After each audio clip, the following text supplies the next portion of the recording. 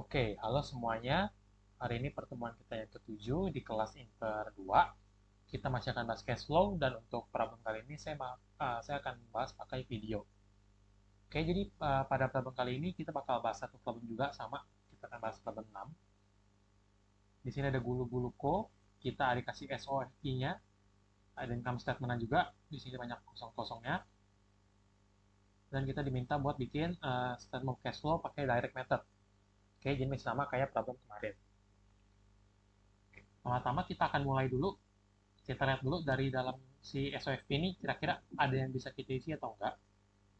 Sudah saya pindahkan ke Excel. Oke, jadi di SOFP ini pertama-tama yang kosong itu adalah inventory akhir, total aset dan buat 2020 dan 2021 serta total equity liabilities dan si return earnings. Yang paling pertama bisa kita isi adalah total aset di tahun 2020. Kenapa? Karena di sini total asetnya kita udah ada semua, tinggal kita totalin di sini. Berarti tinggal kita totalin semua aset yang ada di tahun 2020. 322.600. Sama juga untuk yang equity liabilities, semuanya di sini ada. Buat OSDD ini emang dia 0 nilainya. Ini kita tinggal samarin. Dan nilainya harusnya sama seperti total aset tahun 2020. Oke, udah sama. Buat si 2021 kita belum bisa isi karena inventory masih kosong, RE masih kosong. Oke, kita lihat kira-kira ada info yang bisa kita pakai buat isi inventory atau RE. Di sini, oke, kita ada info, kita beli bahan baku itu 15 kali lebih besar daripada persediaan awal dan persediaan akhir. Persediaan akhir diketahui sebesar 1,2 kali dari persediaan awal. Berarti di sini inventorinya kita bisa cari dengan cara 17.500 dikali 1,2 atau 120%. Sehingga bisa kita totalin di sini. Karena kita udah ketemu semua, bisa kita totalin si angka aset 2021 470.712. Otomatis buat equity and liabilities juga harus sama 470.712. Sehingga ini bisa kita cari dengan cara kita kurangin dari si ini dikurang sama semua komponen equity.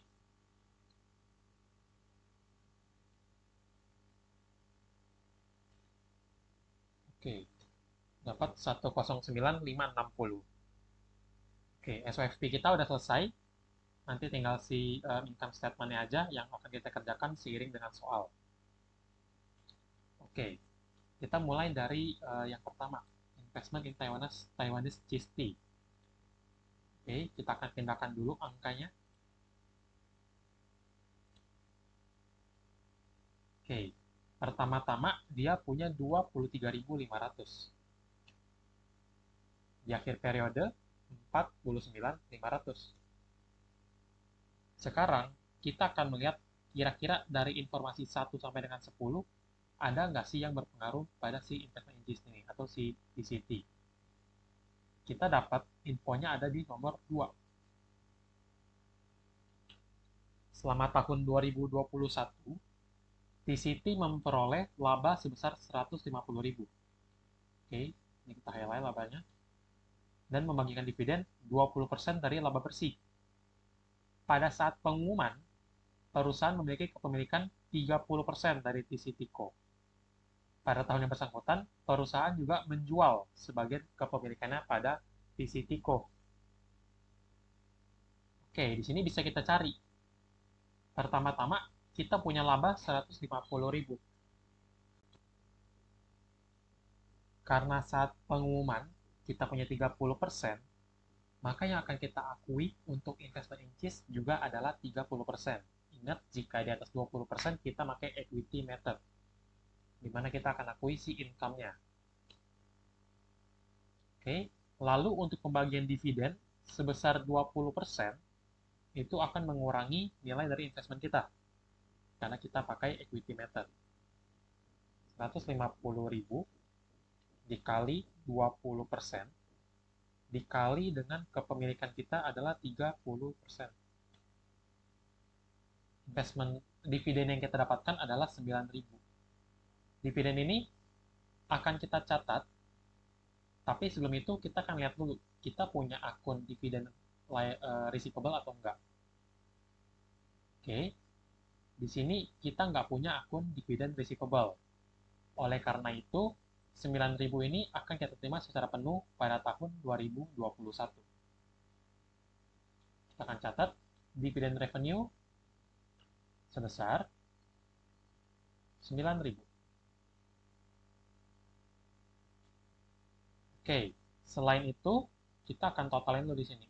Karena buat investment in case, kita udah nggak punya transaksi apa-apa lagi, kecuali penjualan yang disebut di soal. Oke, pertama 23 ditambah 45 dikurang 9.000. Di sini.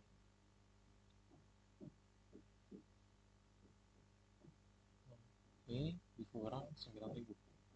Ada 59.500. Sedangkan pada akhir periode, kita punyanya itu 49.500. Oleh karena itu, berarti di sini artinya adalah kita ada penjualan sebesar 10.000. Lalu kita ada gain di sini, kalian lihat di income statement-nya, kita ada gain 2.625. Modal kita 10.000, gain kita 2.625, total cash yang kita dapat adalah 12.625. Oke, jadi kalau ada penjualan, itu perlu lihat dulu di income statement-nya. Kira-kira dia ada gain atau loss-nya nggak sih? Kalau di soal tidak di-stated kan. Oke, masuk ke investing activities karena penjualan investasi kita. Sale of investment in TCT 10.000 nilai bukunya ditambah 2.625. 12.625. Ini adalah nilai penjualan kita. Oke, selanjutnya kita lihat lagi di account. Berarti untuk investment in case itu sudah balance. Untuk dividen sudah kita catat, penambahannya sudah kita catat, penjualan juga sudah kita catat beserta dengan si gain-nya. Berarti untuk investment in case ini sudah selesai. Oke, sekarang kita lanjut ke franchise. Awalnya kita punya 20.000, di akhirnya 17.750. Oke, lalu kita cek kira-kira ada nggak sih info yang terkait dengan franchise. Nomor 2 bukan. Nomor 1 ini pembelian bahan baku, ini terkait dengan purchase nanti. Nomor 3 itu tanah. 4 bukan, 5 bukan, 6 juga bukan, 7 dan 8 itu juga bukan, 9, 10 itu juga bukan. Oleh karena itu bisa kita asumsikan untuk si franchise ini dia ada berkurang sebesar 2.250 disebabkan karena adanya amortisasi. Oke, bisa langsung kita catat. Kita masukkan dulu ke dalam non cash expense di sini. Amortization untuk si franchise.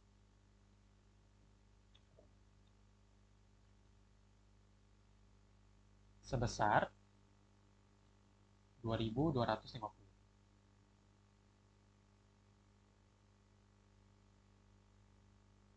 Oke, untuk franchise sudah balance. Bisa kita notes, kita lanjut ke building. Beserta dengan CT account-nya.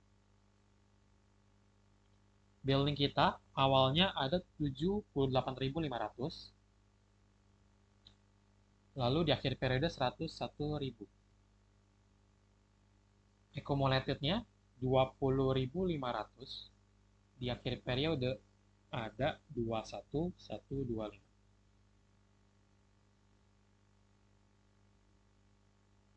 Oke, udah sama. Kita lihat di informasi soal. Untuk building, itu ada di nomor Building ada di nomor 8. Pada tanggal 1 Juli 2021, bangunan yang diperoleh dengan kos 27.500 dijual oleh perusahaan. 27.500. Oke. Bangunan tersebut diperoleh 1 Juli 2016 didepresiasi dengan metode garis lurus umur manfaat 20 tahun tanpa nilai sisa. Oke, kita akan hitung di sini. Kos yang kita miliki 27.500. Lalu kita depresiasi dengan metode garis lurus. Kita mulai milikin 1 Juli 2016. 27.500, kita nggak punya nilai sisa, langsung dibagi 20. Karena di 2016 kita pakai dari Juli atau setengah tahun, 6 bulan, kita kali 6/12. Lalu 2017 kita bagi 20 karena full 1 tahun. Dari 2018 juga sama, 27.500 dibagi 20. Ini juga sama, ini juga sama. Di 2021, 27.500 dibagi 20 dikali kita menjual dari 1 Juli 2021. Berarti dari Januari sampai dengan Juni akhir kita pakai. Itu adalah 6 bulan kali 6/12. Lalu kita totalkan. Ada 6.875. Jangan lupa, di sini perlu kita catat dulu depresiasi untuk building yang akan kita jual. Si 688 ini. Atau 687,5. Oke. Karena ini adalah pembulatan. Oke. Book value-nya kita selisihkan. 20.625.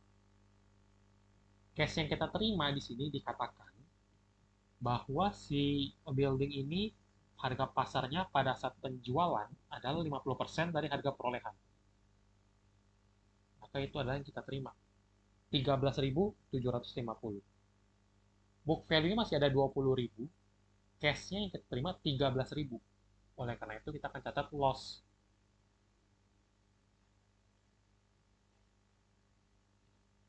$6.875. Oke, kita catat dulu nilai penjualannya. Sale of building 13.750. Setelah itu kita akan adjust si akun accumulated si building. Oke, kita mulai dari si accumulated buildingnya. Kita udah 687,5. Kita tutup semuanya nilainya 6875 ini karena kita jual. Di akhir kita lihat kita punya berapa? Kita punya 14.313. Oke, atau kalau nggak dibulatkan 14.312,5. Untuk building ada 51.000. Di nomor 8, informasi terkait si building udah selesai. Kita nggak ada info apa-apa lagi terkait building. Berarti bisa kita asumsiin pertambahan ini terjadi karena adanya pembelian. Pembelian sebesar 50.000. Lalu masih ada depresiasi 6812,5. Kita catat dulu depresiasinya.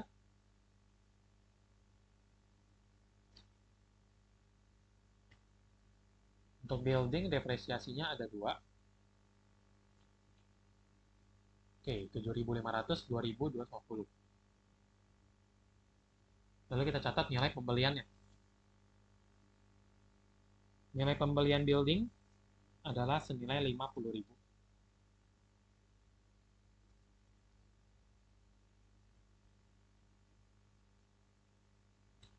Oke. Building udah balance, accumulated-nya juga udah balance.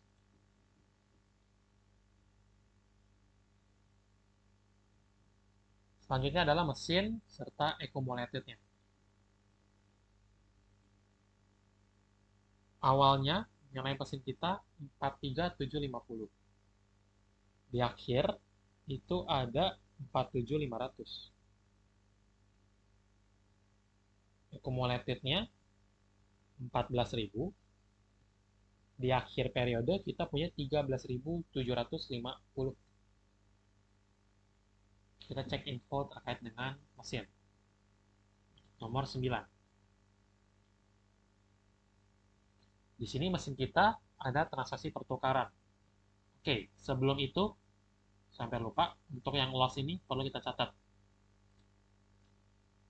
Loss on self building, kita ada loss 6.875. Oke, gain on exchange of machine, revenue from investment in PCT Co. Oke, ini juga belum kita catat. Kita ada revenue 45.000. Oke, kita lanjut ke mesin. Nomor 9. Terdapat transaksi pertukaran mesin yang dilakukan 1 April 21. Saat tanggal pertukaran, book value dari mesin yang ditukar adalah 13.500. Mesin dimiliki 1 Juli 2020 dengan umur manfaat 5 tahun tanpa nilai sisa double declining. Oke, mesin tersebut ditukar dengan sebuah mesin milik Catanco. Diketahui nilai pasarnya itu 22.500. Sedangkan nilai pasar nilai guru-guru adalah 8/10 dari nilai wajar Catanco. Oke, sekarang kita cari dulu nilai book value kita. Book value kita itu dikatakan 13.500. Lalu, di sini kita mau cari si cost-nya. Karena kita harus mengkreditkan akun si mesin. Kita perlu cari cost-nya. Tapi info yang dikasih ke kita itu cuma book value-nya, serta umur manfaatnya 5 tahun. Nah, berarti cara carinya seperti ini. Oke, cara carinya berarti kita ingat kalau cost itu di dalam double declining adalah 100%. Oke, cost itu 100%. Nah, setelah dikurangin dengan si depresiasi, dia akan berkurang nilainya. Oke, kita cari rate-nya dulu di sini. Rate depresiasi kita 100% dibagi umur ekonomis dikali 2. Atau ini setara dengan 40%. Ini adalah si rate. Oke, rate kita 40%. Kita mulai punya dari 1 Juli 2020. Kita bisa cari angkanya seperti ini. Cost. Oke, cost. Atau kita ganti jadi X saja. Oke, cost ya. Cost dikali 40% dikali sama si rate-nya dikali dengan lamanya kita pakai si aset tersebut di tahun 2020. Oke, kita kerjakan pakai persamaan. Kita pakai dari Juli 2020, berarti ada 6/12. Sehingga total di sini adalah cost dikali 40% dapat 40%, dikali 6/12 dapat 20% cost. Oke, ini masih rumus matematikanya. Di 2021 berarti cost dikurang 20% cost. Atau bila cepat langsung kita bilang 80% cost. Oke, karena kita ngitung depresiasi double declining itu pakai book value-nya. 80% cost dikali 40% DPR 2021, kita kali lagi dengan lamanya kita pakai di 2021. Kita jual di April, berarti kita udah pakai Januari, Februari, Maret. 3/12. Hasilnya adalah 80% dikali 40% dapat 32, dikali 3/12. Kita dapat 8% cost. Oke, sehingga kalau kita total, kita ada depresiasi sebanyak 28% cost. Oke, depresiasi adalah 28% cost. Karena yang didepresiasi atau accumulated depreciation itu 28%, maka untuk book value ini adalah 100% dikurang dengan accumulated depreciation 28%. Oke, book value itu kan rumusnya cost dikurang accumulated depreciation. Cost kita 100%, book value kita, depresiasi kita 28%. Oleh karena itu, si book value nilainya adalah 72%. Nah, kalau udah kayak gini, kita bisa nyari cost kita yang 100%. 13.500 itu 72. Kita mau cari 100% nasi cost. Kita bagi, costnya adalah 18.750. Oke, lalu book value kita 13.500. Fair value dari si mesin kita adalah, kita lihat, nilai pasar mesin gulu-gulu 8/10 dari nilai pasar si cat time 22.500. Oke, kita punya 13.500 tapi nilainya 18.000 di pasaran. Kita ada gain. Gain 4.500. Kita catat dulu gainnya. 4.500. Oke, lalu kita lanjut lagi ke sini. Sorry, masih ada satu info lagi yang belum kita masukkan, yaitu gain dari penjualan si gulu-gulu. Gainnya adalah 2625. Oke, ini list 2625. Oke ya. Oke, balik lagi ke si mesin. Ini kalau mau kita jurnal, kita bisa bikin jurnalnya. Jurnal pertukarannya berarti accumulated depreciation dari mesin lama. Kita dapat mesin baru. Kita ada gain. Lalu kita ada machine old. Kita akan masukkan angka satu-satu. Accumulated depreciation old-nya itu adalah 28% cost. Kita kali 28%. Oke, mesin barunya sesuai dengan fair value 22.500.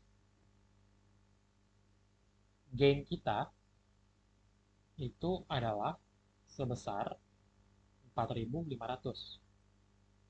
Nilai mesin lama itu 18.750. Oke, ini semua jurnal kita lihat dia sudah balance atau belum. Di sisi debit 27.750. Di sisi kredit 23.250. Ada selisih sebesar 4.000.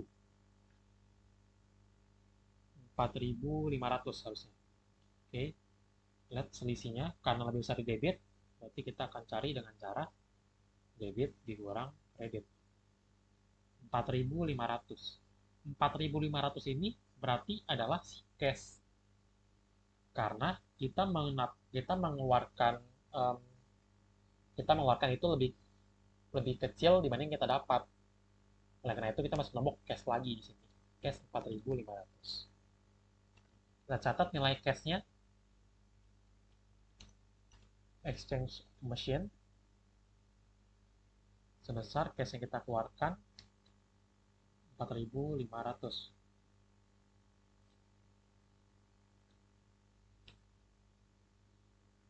Oke, setelah kita catat cashnya, accumulated depreciation-nya perlu kita catat, perlu kita tutup, nilai mesin perlu kita tutup. Kita tes satu-satu. Pertama-tama mesin yang dijual, yang ditukarkan itu 18.750. Lalu kita dapat lagi 22.500. Sini. accumulated-nya kita ada pertambahan dulu pertama-tama sebesar si depresiasi 2021, yaitu si 8%. Ada depreciation expense 1.500. Setelah itu kita membuang mesin kita depresiasi 5.250. Oke, kita total di sini ditambah dikurang 250. Ada 10.250, harusnya 13.750. Ini kita selisihin. Adalah depresiasi yang mesin selain mesin selanjutnya. 3.500 tambah 1.500. Ini adalah depresiasi untuk mesin. Totalnya 5.000.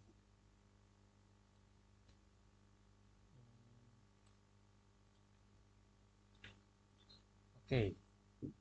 Zona udah kita catat, cash udah kita catat, mesin udah kita masukin, depre udah kita tutup, gain udah kita masukin tadi. Oke.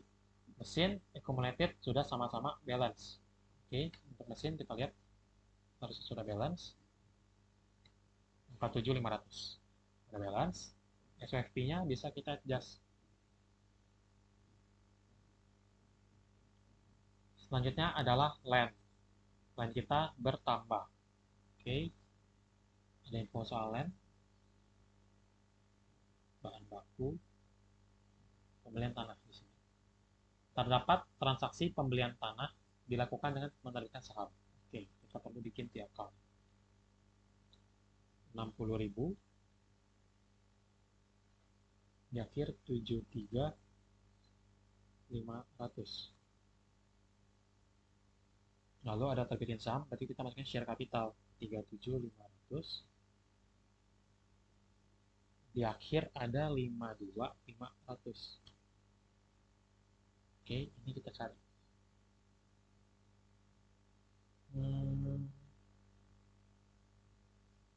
Oke. Terdapat transaksi pembelian tanah dilakukan dengan menerbitkan saham biasa 2.000 lembar. Oke, land kita lihat ini bagai jurnal, kita lihat kita bertambah berapa sih land? Land kita itu bertambah 13.500. Karena di soal nggak ada bilang dia kita terbitin berapa, berarti kita terbitin itu, berarti kita mendapatkan land itu sebesar 13.500 semuanya dari si share capital. Land 13.500. Kreditnya ada share capital ordinary. Lihat. Kita terbitin si share capital ordinary 2.000 lembar. 2.000 dikali dengan nilai parnya 7,5. 15.000. Oke, kita terbitin, kita dapatnya 13.500, yang kita terbitin 15.000. Oleh karena itu, ada selisih di debit adalah share premium ordinary. Oke, karena yang kita terbitin itu kita untuk dapatkan nilai yang lebih kecil, maka kita loss, tapi nggak bisa kita catat loss, kita catat ke share premium ordinary 1.500. Nggak ada transaksi cash-nya, nggak berpengaruh ke cash flow, tapi perlu kita bikin notes.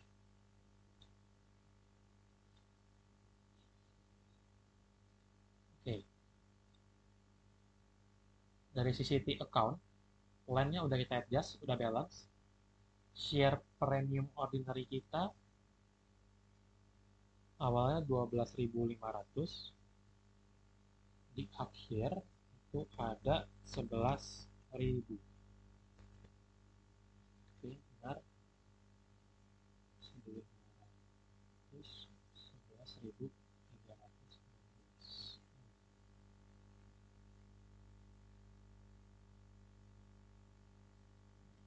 Oke, kita cek di sini. Oke, untuk soalnya ada kesalahan ya. Saya cek.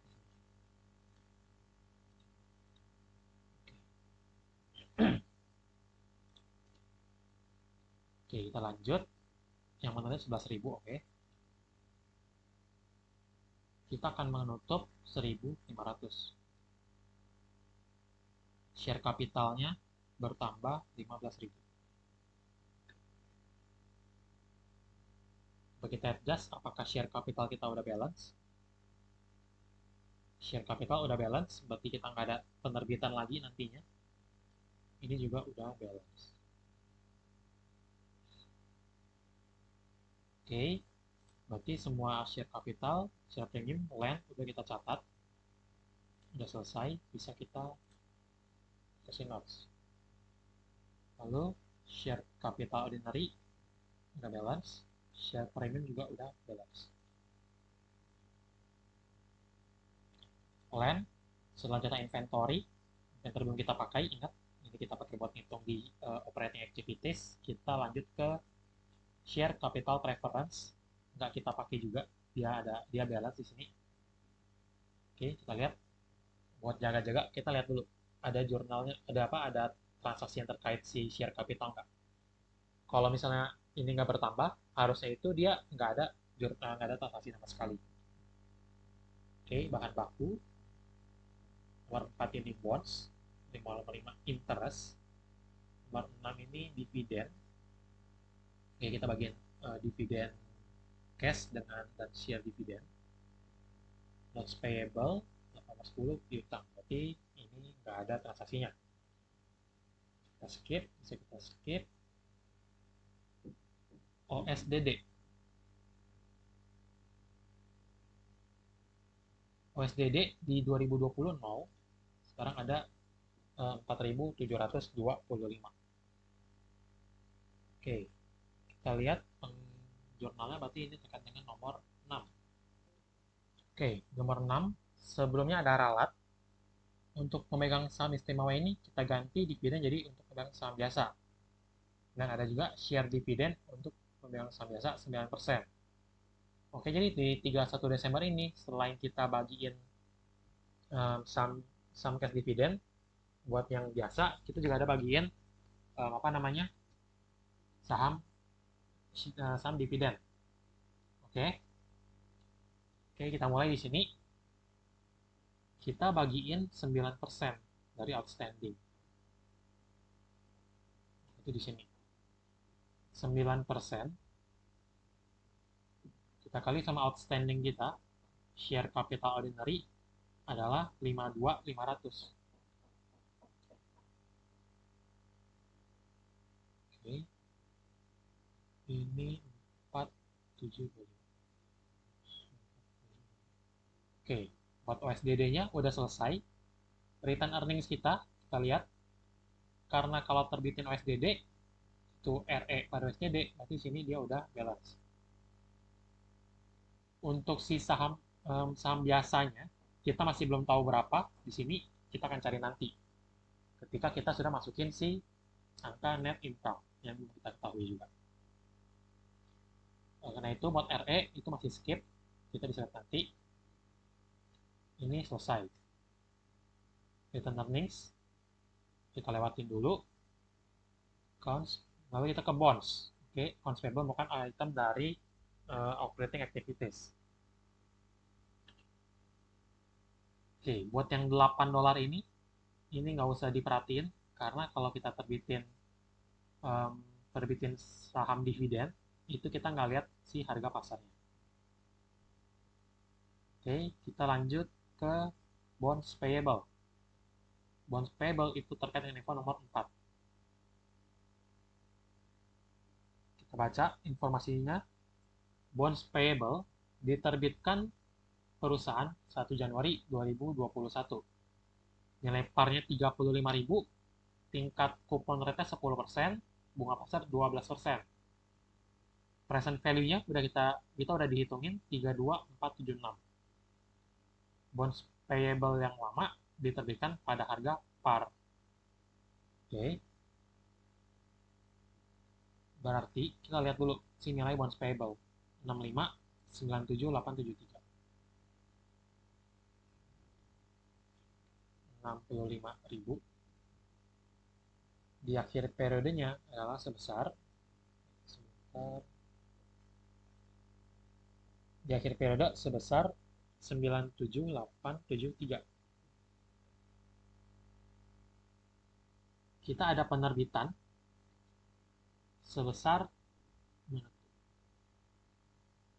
sebesar 32476. 32476.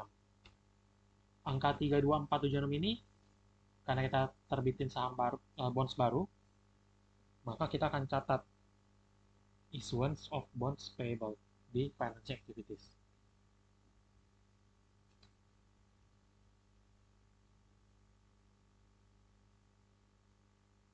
Tiga dua empat tujuh enam. Lalu kita cek lagi. Kita coba hitungin di sini. Sebentar. Karena kita terbitinnya ini tidak pada par, oke, maka pada akhir tahun nanti kita akan ada amortisasi. Oke, amortisasi ini perlu kita catat. Oke, untuk cari amortisasi, kita berarti akan catat jurnal seperti ini. Oke, ini kita terbitinnya pada kondisi premium. Pada kondisi diskon. Secara jurnal, kita akan catat interest expense pada bonds payable di kredit, karena kita ini premium akan kita tambah lagi pada cash. Oke. Angkanya sebesar berapa, ini akan kita cari.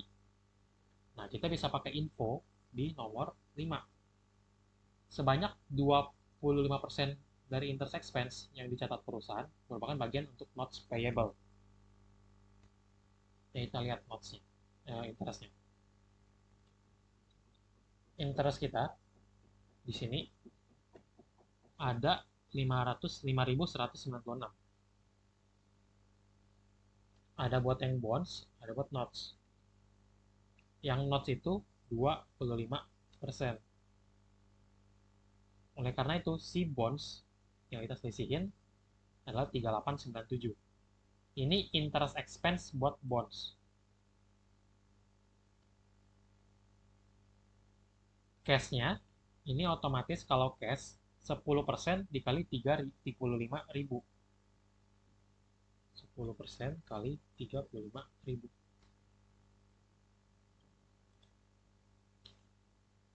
Oke, selisihnya ini adalah si nilai bonds payable yang akan kita amortisasi. 397. Oke, ini kita total. 97873. Oke, udah balance, berarti bondsnya udah selesai. Untuk kata-kata yang terkait dengan bonds payable lama diterbitkan pada harga par, ini artinya adalah kita nggak perlu bikin amortisasi sama sekali. Oke, issuance-nya udah kita catat, expense-nya buat nanti. Oke, amortisasi udah kita catat juga. Oleh karena itu, kita bisa lanjut lagi ke, lihat, bonds-nya udah balance, notes payable sekarang. Kita cek notes payable kita. Notes payable. Oke, di sini awalnya 33.000, di akhir 23.000. Info di soal nomor 7 terkait notes. Ditebus pada kurs 100%. Karena ditebus pada kurs 100%, berarti kita nggak ada selisih sama sekali. Berarti yang kita terima dengan yang kita tebus itu sama 10.000. Kita catat redemption atau extinguishment of notes 10.000.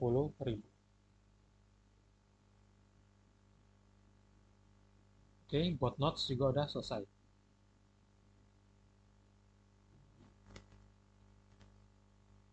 Berarti bisa kita tutup di sini notesnya. Lalu income tax payable. Oke.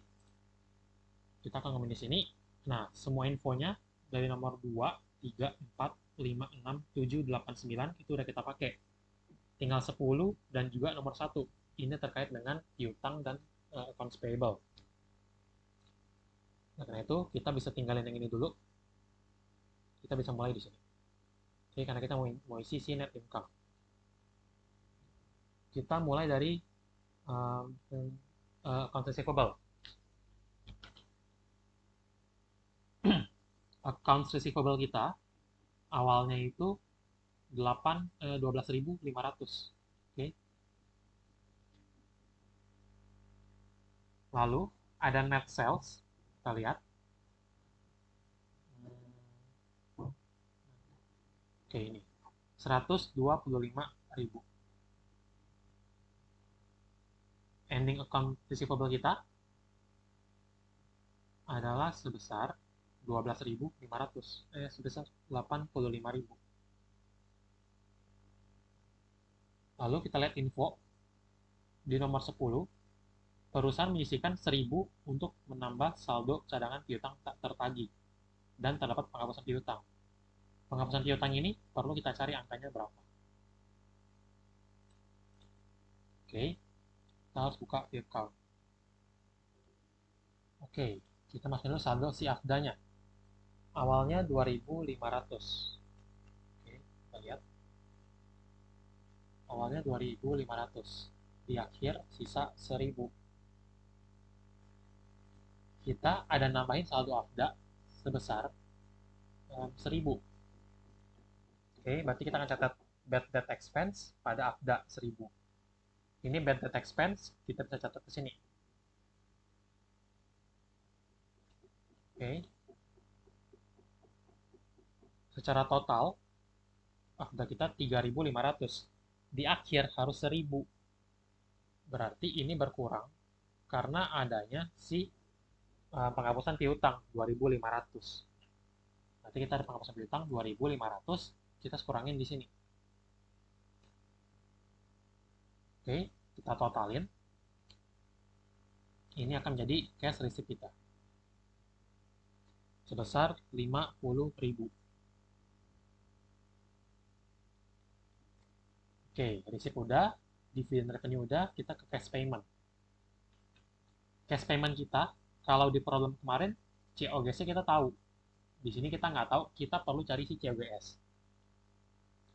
Oke, beginning accounts payable itu adalah 67.500. Oke, lalu lanjut, purchase kita perlu lihat purchase kita sekarang. Kita punya beginning inventory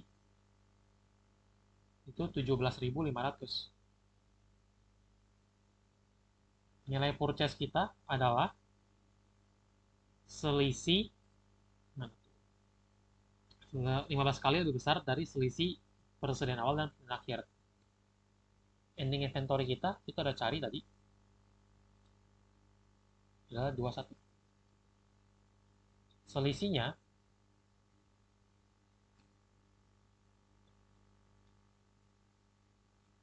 adalah 3.500, ini kita kali 15. 52.500. Oke. Cost of goods available for sale 70.000. Lalu dikurang sama ending inventory, COGS kita adalah 49.000. Oke. Ini adalah COGS kita, 49.000. Kita bisa masukkan ke dalam sini. Itu nilai COGS kita. Oke, kita sebelum minta ke sini, kita selesaikan dulu si ini. Kita udah tahu nilai purchase kita, 52.500. Buat kita ngitung cash payment itu cukup butuh accounts payable, purchase, dan ending accounts payable. Ending accounts payable kita adalah 105.000. Sehingga cash payment-nya, beginning tambah purchase, dikurang si ending. 15.000. Oke, cash payment to supplier 15.000.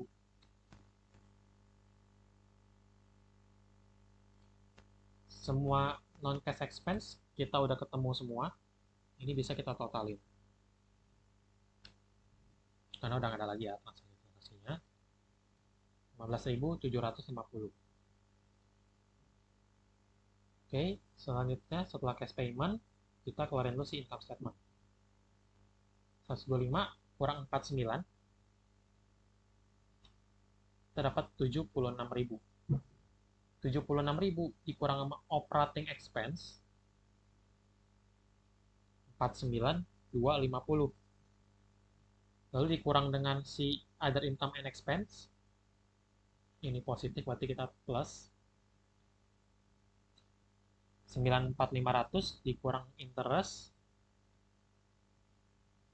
lalu dikurang sama tax atau net income. Kita akan dapat net income 79.750.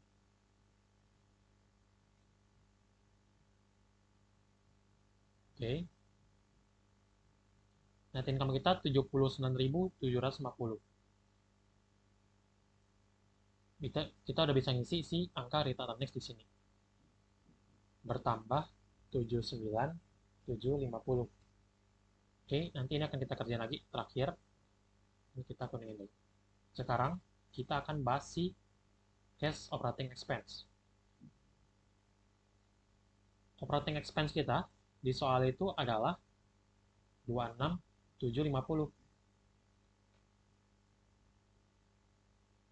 Kita kurangin dengan non-cash expense. Lalu kita tambah atau kurangkan dengan yang ada di SPFP. Oke, accounts payable udah selesai.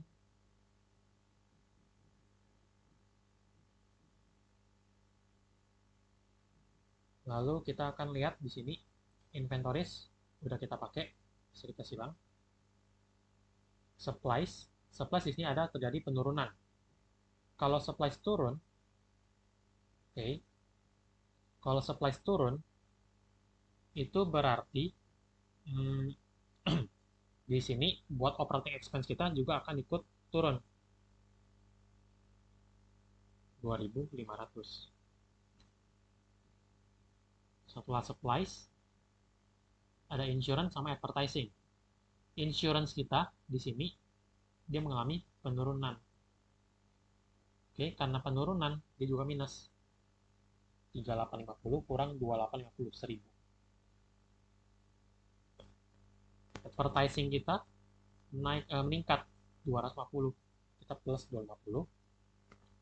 Buat di liabilities kita nggak punya current liabilities, berarti langsung aja.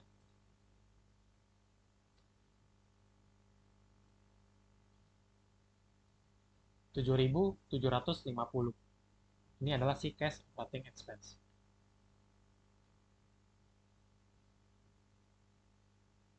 $7.750. Oke. Buat supplies udah, air udah, prepaid ini juga udah, tinggal cash. Oke. Lalu kalau yang di sini tinggal si income tax payable. Si return si interest kita lihat dulu di tip account ada.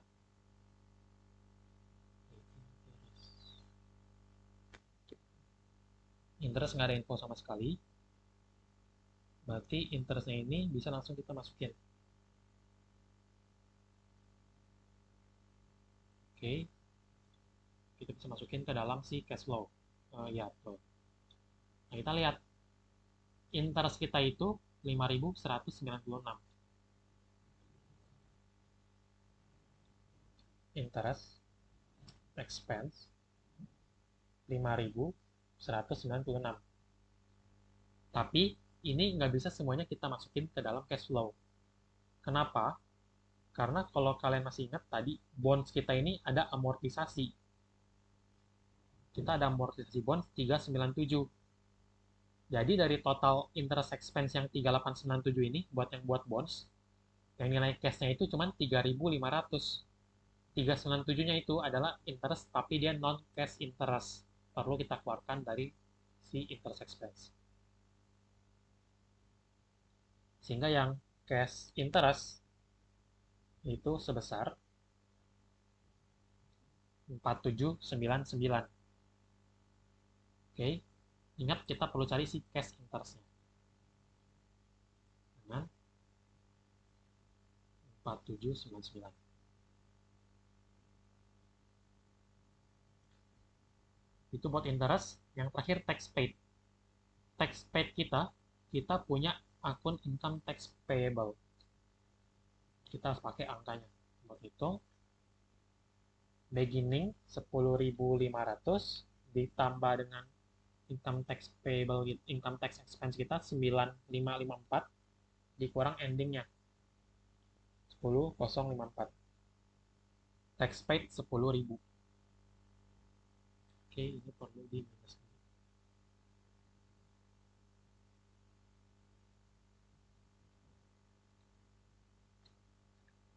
Net cash flow dari operating udah bisa kita hitung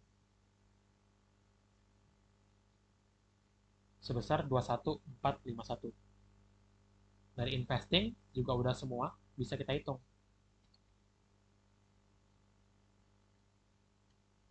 28125. Nah, yang terakhir buat di financing, kita masih ada di sini komponen yang belum kita masukin, yaitu return earnings. Oke. Tadi kita ada si cash dividend, tapi kita nggak tahu nilainya berapa. Kita akan cari nilai sekarang. Oke, 114625 harus 1109. Ini kita selisihin. 5065. Di sini kita taruh, karena kita nggak punya dividend payable, berarti semuanya ini adalah yang kita bayarkan. Cash dividend paid 5065. Oke, kita totalin net cash flow dari financing 17.411. Kita total, kita melihat dia increase atau decrease. Positif, berarti dia increase. Tambah sama 75.000 beginning cash-nya. Di total di sini harus 85737. Oke, karena udah balance, ending cash equivalent-nya udah sama kayak di SFP, berarti untuk cash flow kita udah selesai. Oke, SYFP yang udah selesai. Nanti di ujian, saya mau reminder lagi, yang dinilai itu ini. Cuman saya berharap buat di account semuanya, ini kalian ikut kalian scan juga waktu ujian ya, biar buat penilaiannya saya bisa lebih gampang. Oke, buat program udah selesai, berarti sekarang tinggal kalian quiz. Nanti buat kalau di jam yang udah saya tentuin, nanti akan pop-up quiz, itu mohon dikerjakan mas-masnya. Oke, kalau gitu, thank you buat yang udah nonton video ini.